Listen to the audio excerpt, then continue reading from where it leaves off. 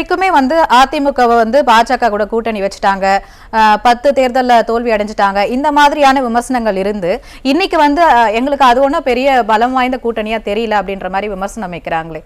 தமிழ்நாடு மாண்புமிகு முதலமைச்சர் அந்த விமர்சனம் வைக்கிறதே மாறி இருக்குன்னு நான் சொல்றேன். எப்படின்னு பயம். நான் இப்படி கேக்குறேன், நீங்க கேக்குற கேள்விக்கு பதில் சொல்றேன். நீங்க 4.5 வருஷம் 4.25 வருஷம் அந்த மடிக்கணினியை ஏன் கொடுக்கல? பாஜக கூட்டணி அமைச்சவுடன் பயம். அடுத்து ஓய்வூதிய திட்டம் ஏன் கொடுத்தீங்க? அது வந்து கொடுக்கல, அறிவிப்பு தான். அப்போ அறிவிக்கும் போதுதான் சிக்கல் வரும். அப்ப அவங்க 2005க்கு பிறகு அவங்க 10% சம்பளத்தை பிடிச்சிருக்கிறாங்களே, அத பத்தி இந்த டாக்ஸ் அதுல சொல்லவே இல்லையே. அது 87,000 கோடி கட்டியிருக்கிறாங்களே இது வரைக்கும்.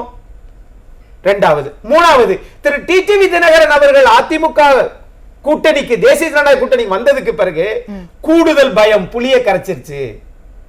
அதனாலதான் இந்த திட்டங்களை எல்லாம் சாத்தியப்படுத்த முடியாதுன்னு தெரியும்.